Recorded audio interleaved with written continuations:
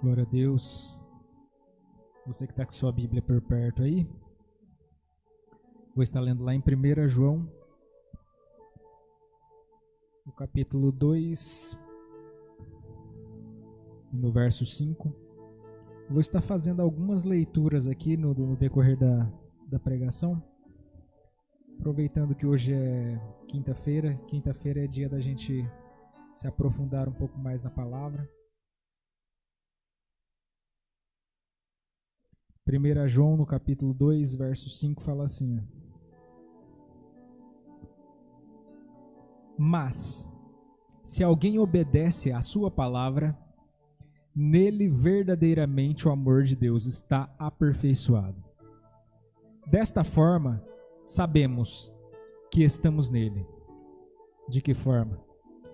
Que aquele que afirma que permanece nele deve andar como ele andou. Lá no verso 9. Quem afirma estar na luz, mas odeia seu irmão, continua nas trevas. Quem ama seu irmão, permanece na luz, e nele não há causa de tropeço.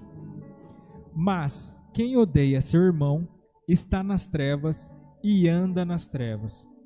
Não sabe para onde vai, porque as trevas o cegaram. Eu acho interessante esse verso 6, que ele fala assim: aquele que afirma que permanece nele. Ele fala a respeito do que você diz. Se você diz que você está nele, então você deve andar como ele andou. Tem uma frase que diz assim: que ir à igreja não faz de você um cristão, assim como dormir na garagem não faz você se tornar um carro.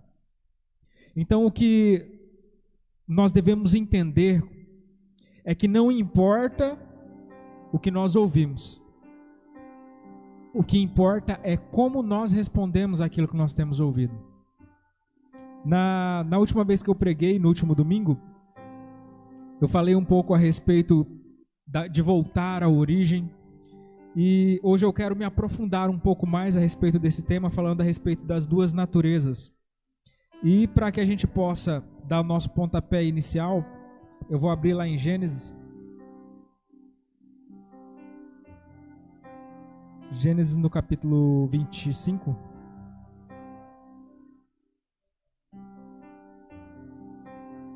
(25, 21). Gênesis 25, 21 fala assim: Isaac orou ao Senhor em favor de sua mulher, porque ela era estéril. O Senhor respondeu à sua oração, e Rebeca, sua mulher, engravidou.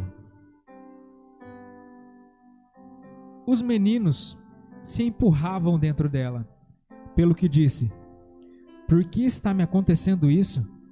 Foi então consultar ao Senhor. E o Senhor disse: 2 nações estão em seu ventre. Já desde as suas entranhas, 2 povos se separaram. Um deles será mais forte que o outro, mas o mais velho servirá ao mais novo. Então, partindo aqui do ponto inicial, que a gente começou falando no outro domingo que eu preguei, a respeito das duas naturezas. Eu quero que você esteja bem atento hoje, porque nós vamos usar bastante a simbologia bíblica para que a gente possa interpretar alguns versículos aqui. Todas as vezes que a Bíblia ela fala a respeito de mulher, a mulher é a representação da igreja, tá? Então a Rebeca, de todas as mulheres que aparecem na Bíblia, a Rebeca é a maior representação da igreja que tem. E como essa representação da igreja, essa mulher grávida, né, de Jacó e Esaú, que nós falamos no domingo passado, então eu não vou ficar me atendo a isso. A palavra de Deus diz que ela carregava dentro de si 2 naturezas que brigavam entre si, disputavam espaço. Jacó e Esaú estavam dentro delas. E quando se fala de nações, fala a respeito de poderes, né? Nações representam poderes na Bíblia. E essa é uma exemplificação da briga que existe dentro do cristão a respeito da sua velha natureza e a da sua nova natureza em Cristo. Então nós como igreja, muitas das vezes nós ouvimos e vemos pessoas falando assim, né? Não, eu já aceitei a Jesus, né? Então agora não existe mais problemas, né? Agora eu sou uma nova criatura. Só que uma das coisas que nós precisamos atentar é que o fato de nós nascermos de novo não significa que o nosso velho homem ele deixou de existir. Existe ainda uma velha natureza. Por que você acha que de vez em quando você dá umas bolas fora? Por que você acha que de vez em quando você tem que ir lá e botar a boca no pó de novo? Porque enquanto nós estivermos habitando nesse mundo, enquanto a obra de Deus ela não se completar em nós, nós ainda vivenciaremos a nossa velha natureza o tempo todo tentando voltar à tona. É por isso que o apóstolo João, ele ali ensinando a igreja primitiva, ele fala, não adianta de nada vocês dizerem que são de Cristo se vocês não vivem como Cristo viveu. Ou seja, não adianta de nada você vir na igreja e falar, eu sou cristão, se você não faz aquilo que Cristo, que é o maior exemplo do cristianismo, fez. Então, para que nós vivenciamos essa nova natureza em Cristo, é necessário que nós estejamos andando como Ele andou. E a Rebeca é esse exemplo de como nós, como igreja, nós somos. Existe uma fala entre as pessoas que se mudam de país, né? E nós temos visto muito, pelo menos eu tenho visto muito isso acontecer, de igrejas brasileiras se expandindo pelo mundo afora. E uma das coisas que nós temos ouvido bastante é de pastores que não falam a língua do lugar onde eles estão morando. E uma das coisas que se percebe é que em todo país que você vai, você encontra brasileiros por lá. E isso acaba se tornando uma problemática. Eu lembro de uma irmã da igreja lá de Franca que o filho dela foi morar nos Estados Unidos por conta da faculdade que ele fazia. E ele fez questão de morar com uma pessoa que era de lá. Ele podia ter procurado alguém da faculdade que falasse em português, mas ele fez questão de ir morar com um americano. Porque isso fazia com que ele fosse obrigado a aprender a língua. E existe uma fala entre eles que depois que passa de 2 anos e a pessoa não aprendeu a falar a língua do lugar onde ele está morando, ele não vai aprender mais. Porque ele aprendeu, ele se adestrou a vivenciar, a se comunicar com as pessoas sem precisar falar a língua dessas pessoas. É como se ele tivesse se adestrado para conseguir as coisas que ele quer. E muitas das vezes, dentro da casa de Deus, dentro do cristianismo, dentro do evangelho, nós vemos pessoas que elas estão na igreja, elas têm a carteirinha de membro, mas elas não nasceram de novo. Elas simplesmente aprenderam o evangeliquez. Eles falam aleluia, eles falam glória a Deus, eles falam o sangue de Jesus tem poder. Quando tem problema eles falam não, vamos orar. Eles aprenderam o dialeto da religião. Mas eles não desfrutam da vida nova com Deus. Eles simplesmente foram adestrados. E isso tudo é uma casca. Porque o adestramento ele pode acontecer por fora. Eu posso ensinar o meu cachorro a rolar, eu posso ensinar o meu cachorro a se fingir de morto, mas se de repente eu vou tentar fazer meu cachorro comer alface, aí não rola. Por quê? Porque eu estaria obrigando ele a mudar a sua natureza. Uma coisa é eu adestrá-lo no seu comportamento, né? Hoje em dia nós vivemos na época das terapias comportamentais. Ou seja, adestra o comportamento da pessoa. Mas por dentro, o que resolveu? Não, fala no espelho que você pode, você consegue, você é isso, você é aquilo.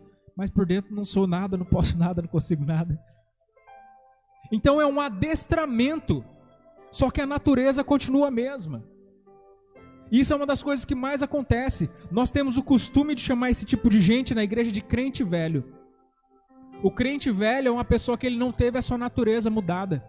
Ele simplesmente aprendeu a se vestir como, ele aprendeu a se portar no meio, ele aprendeu a fazer parte da comunidade evangélica. Sabe, ele está por dentro de tudo. ele fala igual eles, ele tem decorado versículos bíblicos, mas a vida dele não tem transformação. Quando ele sai daqui para fora, ele continua vivendo a mesma vida que ele sempre viveu.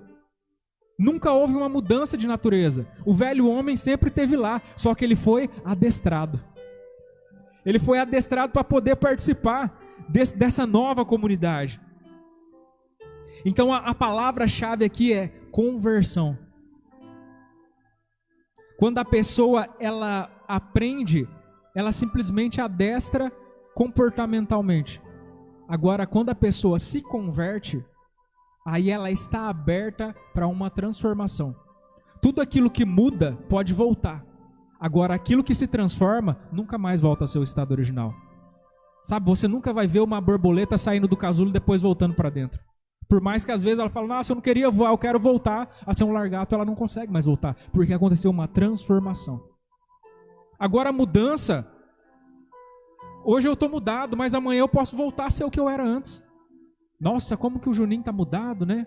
Aí de repente ele fala, quer saber? Vou voltar ao jeito que eu era antes, que estava bom. É só uma mudança. Uma mudança é um adestramento. É só por fora. E uma das coisas que a gente percebe muito na religião é isso. Porque são costumes que são aprendidos e muitas das vezes até passados de pai para filho, que não provocam alteração nenhuma na pessoa. E isso era algo muito forte, principalmente na igreja católica, né? A questão de você chegar e bater cartão. Não, eu já fui já na igreja, já fiz a minha parte, né? Era como se você tivesse uma obrigação de chegar e falar que foi. Não, todo domingo você tem que ir lá para ver a cara do padre, senão não está realizado. E essa que era a ideia, não existia princípio, existia só a regra de ter que fazer isso todo domingo. Não existia mudança, eu continuo fazendo tudo que eu não devia fazer, eu continuo não tendo relacionamento nenhum com Deus, eu vou lá e fico ouvindo um monte de coisa que eu não estou entendendo nada, porque o cara fala numa língua que eu não entendo. Não houve mudança, não houve transformação, pior ainda. Mas, naquele momento, eu estou fazendo a minha obrigação. Então, essa obrigação, esse adestramento, ele foi passado, porque nós temos raízes católicas dentro de nós. E a religiosidade, ela trouxe muito disso. Né? As pessoas, elas chegavam e criticavam a Jesus porque ele priorizava os princípios em cima das regras. Ele chegava e o pessoal começava a pegar milho lá na colheita, mas é sábado, vocês não podem estar colhendo milho, mas nós estamos com fome. A gente precisa comer. A vida é mais prioridade do que a comida. Não, mas a regra diz... Eles priorizavam a regra, eles viviam uma tradição. E hoje nós não somos muito diferentes disso.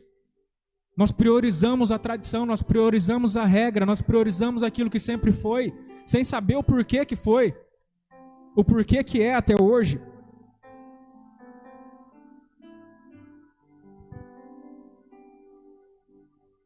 E um exemplo interessante a respeito disso é quando Jesus, eles estão passando ali por Samaria e eles estão vestidos como quem vai para Jerusalém. E ao passar por Samaria, eles procuram algum lugar que possa os servir. E as pessoas, reparando que eles estão vestidos como quem vai para a festa em Jerusalém, e os judeus e os samaritanos não se davam, as pessoas não quiseram receber eles. Aí os discípulos de Jesus, um olha para a cara do outro e fala assim: Jesus, o senhor quer que a gente ore e mande fogo do céu para queimar esse povo? Aí para ficar mais evangélico mesmo, para ficar profético, eles falam assim como foi com Elias, para que Deus fulmine esse povo. Eles falam: nossa, que crente, né? Nossa, olha só, linguajar de poder, de manto, de espírito. Rapaz. Aí Jesus fala assim: por acaso não sabeis vós de que natureza vós sois? Eu não vim para condenar o mundo, eu vim para salvar o mundo. Mas a religião, que estava enraizada dentro deles, por mais que eles andavam e dormiam e acordavam com Jesus diariamente, a religião, o processo que eles viveram, o aculturamento que eles viveram desde a sua infância no judaísmo, dava a entender que se eu usar uma palavra de Deus, mesmo que seja para fazer o mal, eu estou sendo crente fiel e de oração e do poder do manto de Deus. Não importa se Deus está no negócio, o que importa é o que eu estou usando, o que Deus falou. Então eu estou sendo fiel à palavra. Não sabeis de que espírito vós sois? Não, ou em outras palavras, vocês não percebem que vocês estão sendo usados pela carne? É tipo, Senhor, você quer que eu dou um bofetão evangélico na cara dele? Não, porque eu sou crente, mas meu braço não é não. É mais ou menos isso que ele está falando. Porque muitas das vezes nós se utilizamos da nossa religiosidade para respaldar aquilo que a gente quer fazer na nossa carnalidade. Eu quero que ele se dê mal porque ele não me ajudou. Eu quero que aconteça a pior tragédia na vida dele, mas Deus me perdoe. Então nós deixamos transparecer a nossa carnalidade. E é interessante que no próprio encontro que Jesus ele tem com Nicodemos, ele fala: Nicodemos, é necessário que você nasça de novo. Não tem como você entender das coisas que eu estou falando se você ficar pensando na carne. Aí o Nicodemos fala assim: Senhor, mas como é possível que eu volte ao ventre da minha mãe para nascer de novo? Aí Jesus falou: não, piorou. Porque o que é nascido da carne é carne. Se você quer nascer de novo, é necessário que você nasça do Espírito. Porque a carne só pode dar carne. A sua mãe é carne. Mesmo que você entrasse na sua mãe de novo, você vai sair carne de novo. É necessário que você nasça do Espírito. É necessário que você se alinhe com Deus. É necessário que você acesse a natureza divina. Não é na sua mãe que você encontra. A origem é mais para trás. O acesso que você tem que ter é em Deus. É nele que você vai encontrar as coisas que são de cima. É nele que você vai encontrar as coisas que são além. Eu não consigo entender as coisas que são do novo homem na minha carnalidade. Porque a minha carnalidade vê corrupção em tudo. A minha carnalidade tenta tirar proveito de tudo. A minha carnalidade, ela não admite humildade. A minha carnalidade, ela é totalmente contra aquilo que o Espírito quer. Se você parar para pensar. É por isso que eles militam 24 horas por dia. A nossa vida é uma batalha diária, constante. Todos os momentos em que eu preciso tomar uma decisão, existe uma batalha dentro de mim. Existe uma batalha constante dentro de mim. Porque toda hora que existe uma decisão a ser tomada, eu tenho que, mais uma vez, colocar minha carne para baixo para que eu possa exercer o domínio do Espírito. Essa é a vida do cristão. Não tem muito para onde você correr. E como algumas figuras, conforme eu falei desde o princípio aqui, a Bíblia ela fala muito de figuras. A Bíblia toda fala a respeito de um evangelho. Mas todas as histórias elas figuram através de determinadas passagens um algo maior. Nós percebemos na história de Davi e Saul, mais uma vez a figura do novo e do velho homem. É interessante a figura de Davi e Saul, porque eles foram pessoas que foram ungidas para o mesmo tempo. É estranho, né? Quando você começa a ler a história de Davi, já existia um rei, aí Deus vem e manda ungir Davi de novo, sendo que já tem um rei ungido. Aí Davi fala: eu não vou colocar a mão no ungido de Deus, sendo que Davi também é ungido de Deus, e vira aquela bagunça. Você fala: nossa, mas por que tem dois reis ungidos para o mesmo tempo? Exatamente porque existe essa guerra do velho homem e do novo homem, das duas naturezas mais uma vez em guerra. E é interessante que, para se aprofundar um pouco mais ainda, Davi, ele era um criador de ovelhas. E Saul, ele era um criador de jumentos. O jumento, ele é o maior exemplo que nós temos da velha natureza. Porque ele é um bicho torrão. Ele é um bicho que ele faz o que ele quer na hora que ele quer e se ele quiser. Se ele empacar, se ele parar, não tem quem faça ele andar. Né? Nós temos até o exemplo lá da história de Balaão. É comum, quando o jumento ele para, ele apanha e ele não sai do lugar. Né? A história da Bíblia diz que o profeta batia no jumento para que ele andasse. E o jumento estava com medo porque ele estava vendo um anjo. E o jumento ele é muito assim. Ele é um animal que ele é muito forte. E ao mesmo tempo ele é um animal de serviço, diferente do cavalo. Porque o jumento ele é fácil de tratar. Ele é um animal de carga. Um jumento novo, um jumento jovem, ele carrega no mínimo 100 quilos nas costas, daquele tamanhozinho.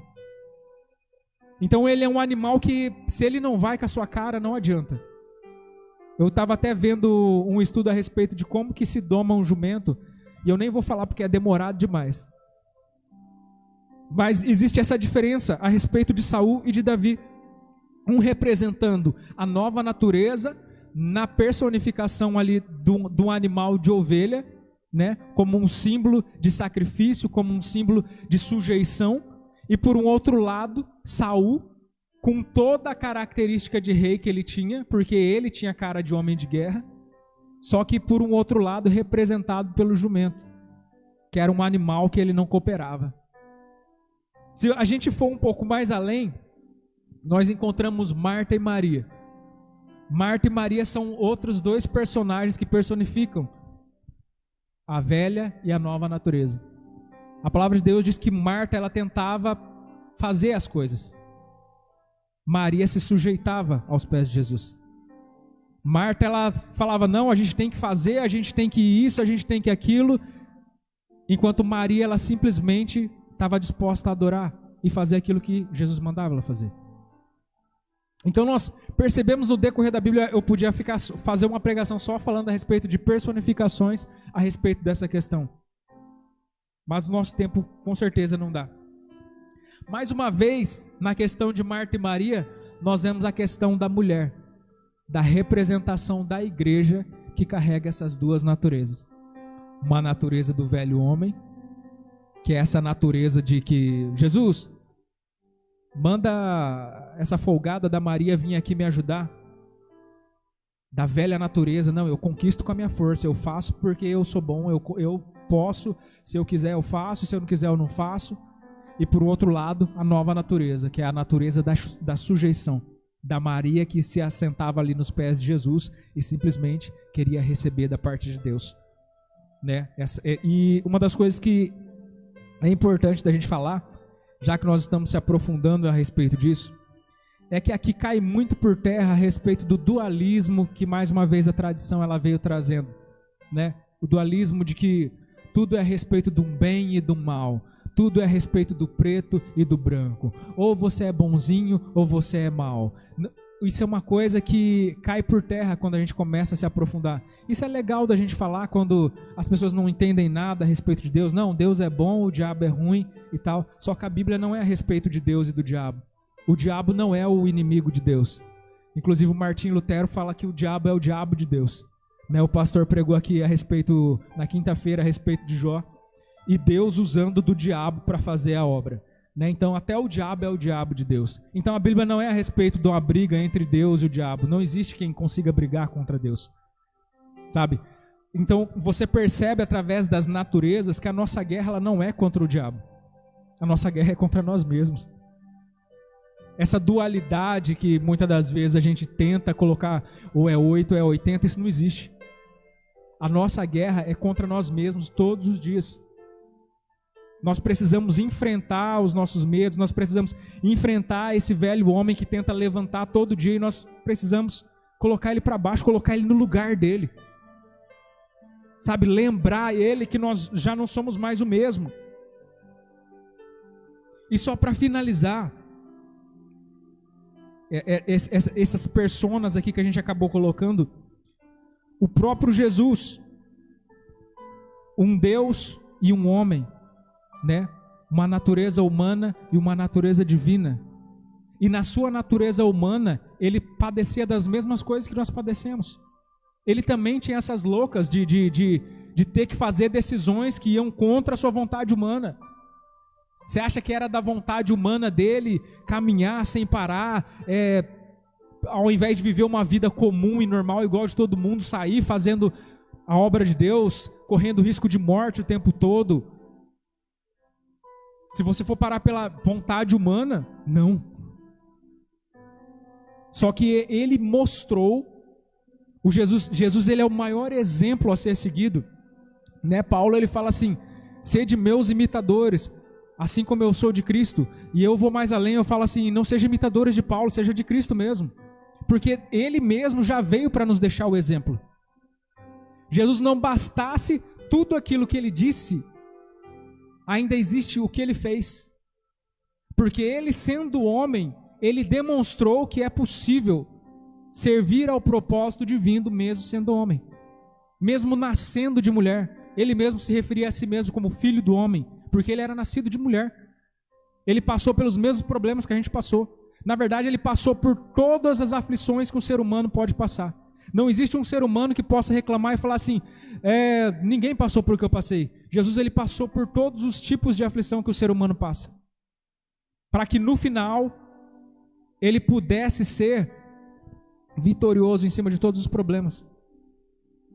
Ele já sentiu a dor do que é ser traído, ele já sentiu a dor do que é viver sozinho, ele já sentiu a dor de tudo que você possa imaginar. De ser crucificado, de ser abandonado pelo seu próprio pai. E nos seus últimos momentos de vida, a palavra de Deus diz que ele olha para Deus ali no seu momento humano e fala: Deus, se o Senhor quiser passar esse cálice para frente, aí ele põe a sua natureza para baixo e fala assim: mas seja feita a sua vontade, porque eu sei pelo que eu fui chamado, e é para esse momento que eu estou aqui. Eu nasci para isso. Então, quando nós entendemos, igual a gente começou lendo aqui lá em 1 João, nós vivemos aquilo que ele viveu. Não basta eu dizer: eu sou cristão, eu sou de Cristo. Você tem vivido aquilo que ele viveu? Você tem feito aquilo que ele fez? O cristianismo é baseado nisso. Os discípulos eles eram chamados de cristãos porque eles se pareciam com Cristo. Então o que determina que nós somos cristãos nos dias de hoje não é diferente. Hoje em dia o cristianismo se tornou uma religião. Mas diante de Deus, ser cristão ainda é fazer aquilo que Cristo fez. Diante do homem, ser cristão é você ser de uma igreja evangélica ou de uma igreja cristã. Mas para Deus, ser cristão ainda é fazer aquilo que Cristo fez. Eu estou caminhando para o fechamento aqui já. Lá em João, no capítulo 12, no verso 12, é aquela passagem conhecidíssima, onde Jesus ele entra em Jerusalém, e inclusive na maioria das Bíblias está escrito assim: a entrada triunfal de Jesus. E eu quero chamar a sua atenção mais uma vez aqui para uma interpretação a respeito dessa questão. Um texto que é tão descartado e que é tão visto às vezes por uma questão mais pessoal, mas que fala exatamente disso que a gente está falando hoje aqui. A palavra de Deus diz que Jesus, nos seus últimos dias, ele está prestes a entrar em Jerusalém. Ele acabou de ressuscitar Lázaro. As pessoas estão eufóricas, porque elas falam: esse cara deve ser o Messias, porque ele ressuscitou um morto. Esse foi o estopim, né? Lázaro, um homem muito conhecido na sua cidade, e você vai perceber que nos evangelhos sempre vai estar falando assim, e as pessoas continuavam falando a respeito do milagre que ele realizara. E as pessoas iam para conhecer Lázaro, as pessoas iam para aquela cidade, para que elas pudessem comprovar aquilo que estava acontecendo. E a palavra de Deus diz que Jesus ele chega nos seus discípulos e fala assim: ali antes de entrar na cidade tem um jumentinho que ele está amarrado ali. Vai lá e busca esse jumento para mim. E assim como foi ordenado, os discípulos vão e encontram aquele jumento e trazem para Jesus. O que é incrível, e essa passagem é muito curta, se eu não me engano, são 3 versículos em todos os evangelhos, que fala a respeito desse pedacinho do jumento. A única coisa que ele deixa claro a respeito desse tal jumento é que é um jumento novo que nunca foi montado e que ele está amarrado numa casa ali perto da entrada da cidade. E conforme eu falei para vocês, o jumento é um animal rude por natureza. Ele é ignorante. Qualquer pessoa que pretenda fazer uma cavalgada num jumento, no mínimo, ele procuraria um jumento adestrado. Um jumento que já tivesse ser montado. E eu fico pensando que talvez os discípulos de Jesus falassem: meu Deus do céu, que vergonha. Imagina Jesus andando com esse jumento e esse jumento dando um pinote nele. Só que esse texto, ele é uma referência, né? Lá de Zacarias, que fala a respeito do Messias, que ele vem montado num jumentinho, filho de jumenta. É assim que ele fala. E conforme eu falei para vocês, o jumento ele é a representação dessa velha natureza. Exatamente por essa natureza que ele tem. É natural dele. Ah, esse bicho é ruim. Não, ele é assim por natureza. É a natureza dele. Só que por um outro lado, esse que se assenta em cima desse jumento é aquele que João Batista se refere a ele assim: eis o cordeiro que tira o pecado do mundo. Tá, mas o que tem a ver esse cordeiro e esse jumento? O que tem a ver é que lá em Êxodo 13:13 fala que todo o animal, ou melhor, que todo jumento, ele é de Deus. Existia uma lei que era assim: todo filho primogênito, ele era de Deus. Só que os animais que podiam ser ofertados em sacrifício, eles eram ofertados. Agora, animais de trabalho, animais de carga, como o jumento, ele não era sacrificado, mas você fazia uma oferta em resgate a esse animal, para que você não precisasse matá-lo. Então está escrito lá assim em Êxodo 13:13. Para o jumento, um cordeiro será oferecido em seu resgate. Aí quando você chega lá em João 12:12, você vê o cordeiro montado em cima desse jumento. E esse jumento, que nunca foi adestrado, andando como se fosse um conhecido dele. Como se ele, Jesus, já fosse seu dono há muito tempo. Ele não deu trabalho nenhum, porque ele se rendeu à majestade da nova criatura. Você entende? Muitas das vezes nós, como representação desse animal ignorante, desse animal que faz as coisas na hora que quer fazer, nós não temos a mesma reverência que esse animal teve. Porque nós não se deixamos ser levados pela natureza divina. Nós não se deixamos ser recebidos pela natureza, pela essa nova natureza. Se fosse talvez pela natureza daquele animal, ao sair ali, passando por aquela multidão que gritava: Hosana, Hosana ao rei que vem em nome do Senhor. Se fosse pela natureza daquele animal, com certeza, dali ele sairia direto para os palácios, né? Vamos tomar o controle. Vamos agora declarar Jesus o rei. Só que ao contrário disso, a palavra de Deus diz que Jesus ele sai do meio daquela multidão, as pessoas jogando seus mantos, as pessoas jogando ali folhas de palmeiras para que eles passassem por cima, e quando ele sai do meio daquela multidão, ele se direciona ao templo. Porque Jesus, ele demonstra que ele não está sendo influenciado por aquele povo. Ele tinha um ministério a ser cumprido. A ideia deles, e fazia parte inclusive da tradição que eles acreditavam até então, quando esse Messias aparecesse, ele ia assumir o trono de Davi. Então, o mais provável é que esse Jesus, ele viraria e iria lá no palácio para tomar o poder do imperador. E não que ele fosse para a igreja, Não que ele fosse para o templo. Só que a nova natureza é quem estava no comando. A nova natureza, ela tem um plano que os olhos de Nicodemos não conseguem enxergar. O que é nascido da carne é carne, o que é nascido do Espírito é Espírito. Enquanto você não for nascido de novo, você não vai ver o reino de Deus. Enquanto você não for nascido de novo, você não vai entrar no reino de Deus. Essa é a palavra que Jesus ele traz para Nicodemos. E é isso que as pessoas não conseguiam enxergar naquele momento.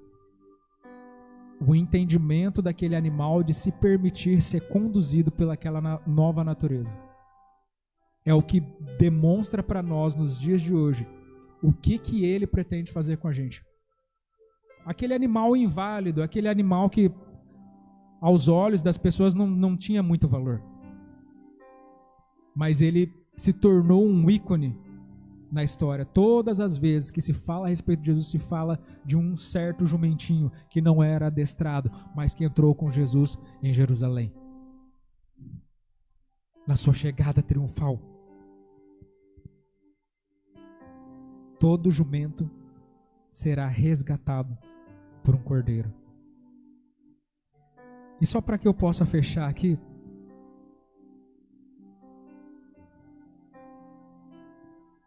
para que nós possamos entender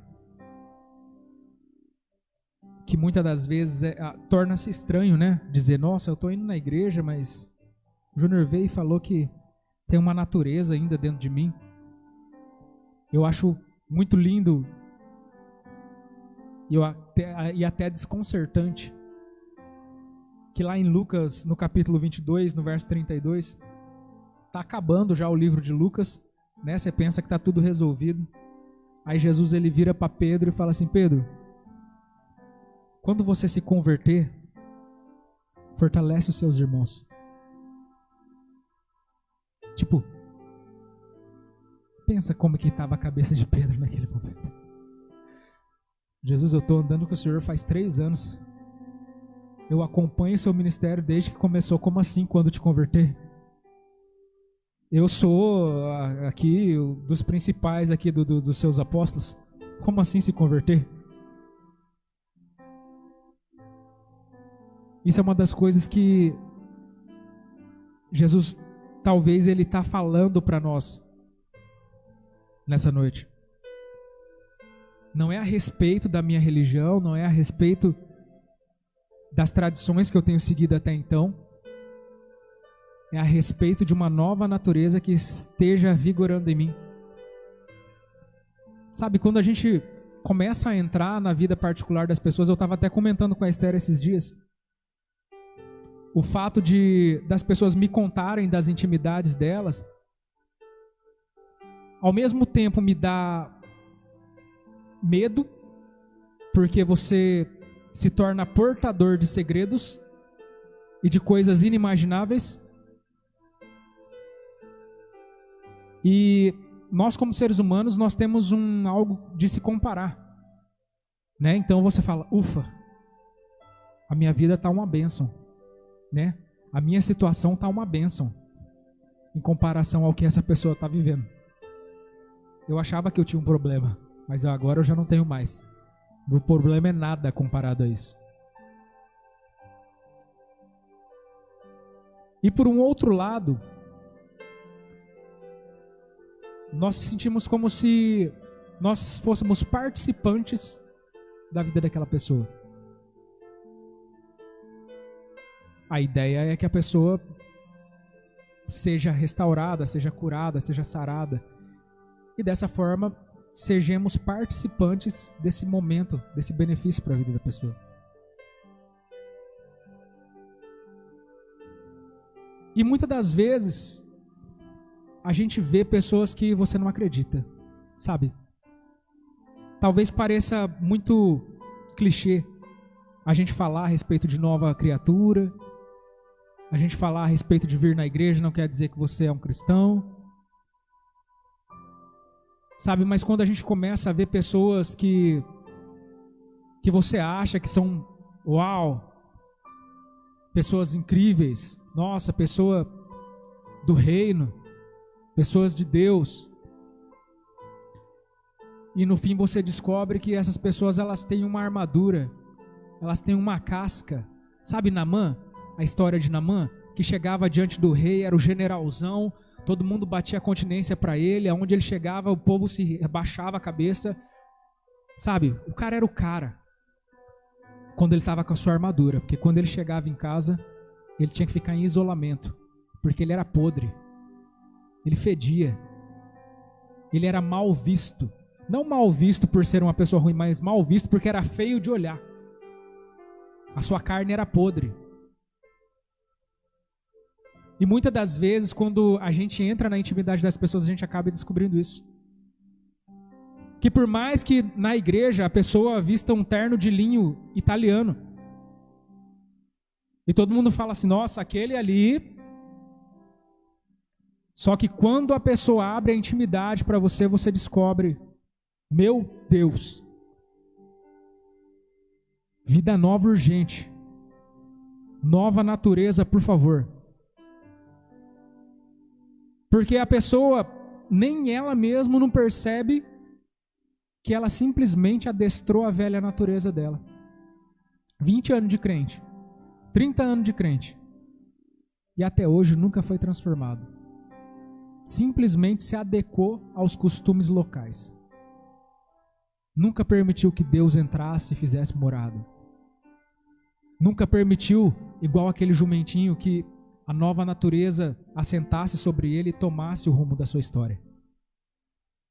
Declarasse para onde que aquela vida seguiria. É muito difícil. Sabe, é negar a si mesmo. É tomar a sua cruz. É você entender que tem hora que você tem que engolir.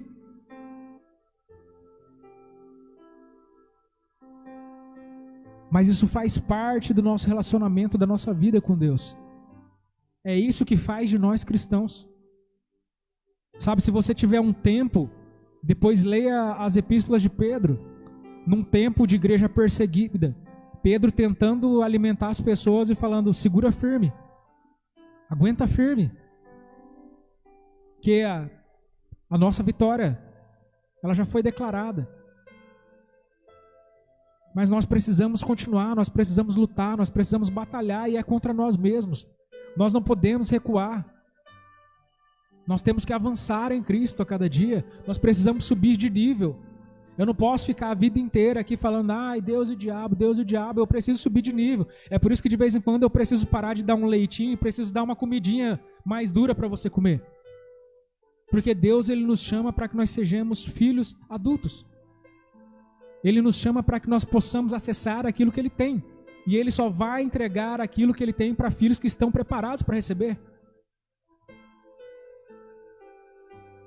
Então, se hoje você ainda vive com essa crosta, se você ainda vive com essa roupagem, não tenha medo.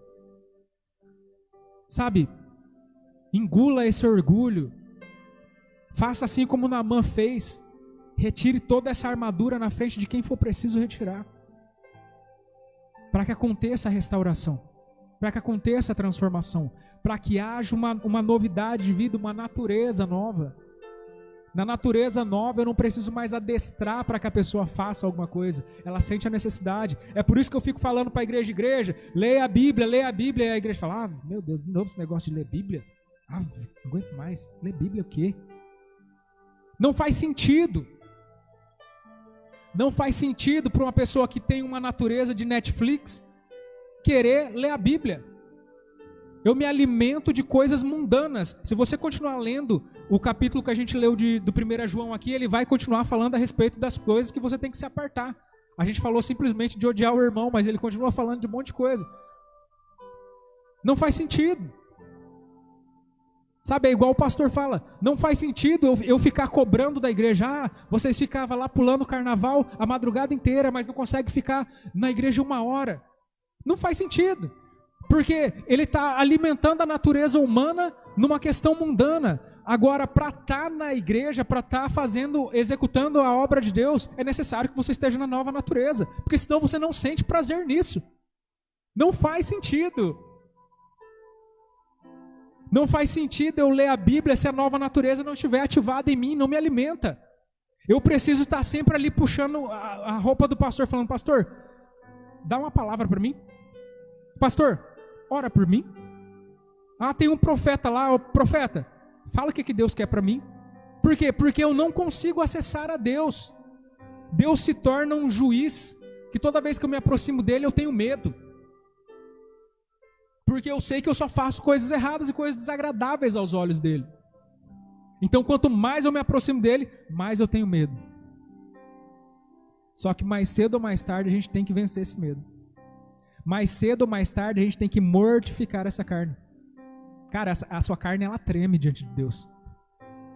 A palavra de Deus diz que na maioria das vezes que você vê os profetas, eles tendo uma experiência com Deus, a palavra de Deus diz que eles caíam desmaiados.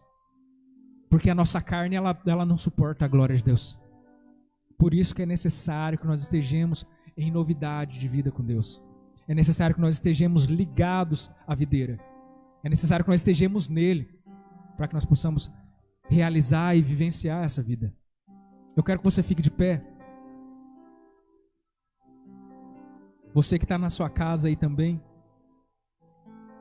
Se essa palavra está fazendo sentido para você, eu quero que você ore comigo agora nessa noite.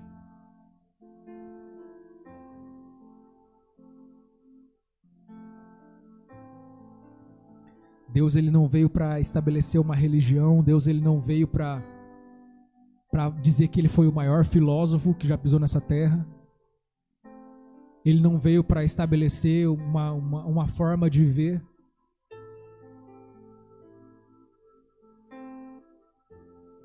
A expressão do amor de Deus, ela é o próprio Cristo. E tudo que ele tinha que fazer, ele já fez. Agora cabe a nós, a cada um de nós, que nós venhamos a acessar aquilo que ele conquistou para nós. Porque é nosso por direito. Só que é necessário que nós estejamos em Deus. É necessário que nós estejamos em Cristo. Feche seus olhos aí onde você estiver. Espírito Santo de Deus, nós te agradecemos, Pai, pela sua palavra. Nós te agradecemos por aquilo que o Senhor tem falado, pela maneira como o Senhor tem nos conduzido a sua igreja. Eu te agradeço por cada vida que tem assistido. Eu te agradeço pelas pessoas que têm se comprometido com essa obra, pelas pessoas que muitas das vezes têm deixado seus afazeres para que possam estar acompanhando ao vivo, para que possam estar acompanhando presencialmente. Eu te agradeço, ó Pai, pelas pessoas que têm colocado a sua palavra como prioridade em suas vidas. Eu te peço, Pai, que o Senhor venha abençoar essas vidas de uma forma abundante. Que o Senhor venha, Pai amado, a proporcionar, Pai amado, um diferencial. Que o Senhor venha, Pai amado, a trazer, Pai amado, uma intensidade, uma profundidade, ó Pai, no seu relacionamento com essas pessoas. Que o Senhor esteja atraindo essas pessoas para mais perto de Ti. Eu te peço, Deus, que o Senhor esteja fazendo com que nós possamos nos autoanalisar, que nós possamos olhar para nós mesmos, ó Deus, que nós possamos Te chamar, ó Deus, como se fosse um scanner, Pai amado, para que pudesse nos rastrear, ver se há em mim, Pai amado, um caminho bom, para que nós possamos ser guiados pelo caminho eterno.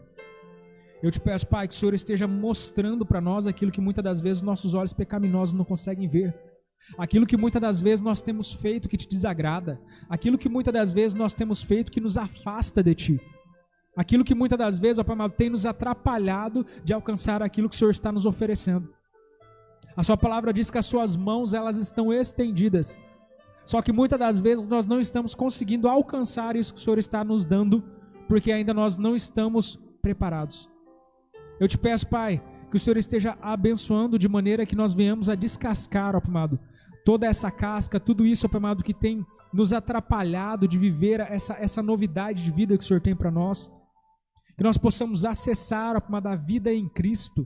Que nós possamos abandonar esse velho homem para trás, que nós possamos viver em Deus a cada dia, que já não vivo mais eu, agora Cristo vive em mim, que nós possamos viver para Ti, ó Deus, que o nosso pensamento, que o nosso coração, ele seja inclinado para a Sua vontade. Nós Te pedimos como igreja, Pai, que nós venhamos a fluir, ó Pai amado, na Sua vontade, Pai, nos Seus desejos, naquilo que o Senhor sonhou para cada um de nós, nos Seus planos que são melhores e maiores do que os nossos, ó Deus. Eu te peço, Pai, que o Senhor esteja estabilizando os nossos pés e mãos trêmulas, ó Deus. Eu te peço, ó Pai, que o Senhor esteja nos mostrando, ó Pai amado, caminhos, que o Senhor, ó Pai amado, esteja nos mostrando ambientes, lugares, ó Pai, que nós não deveríamos ter entrado e que nós não deveríamos pertencer e que nós temos, ó Pai amado, feito parte. Eu te peço, Deus, que o Senhor, ó Pai, esteja fazendo nessa noite, ó Pai amado, uma mudança, uma transformação na nossa vida. Que apesar, ó Pai, de que para muitos dolorosa, de que apesar, ó Deus, de que para muitos uma situação complicada, complexa, que nós, ó Pai, estejamos dispostos a viver isso.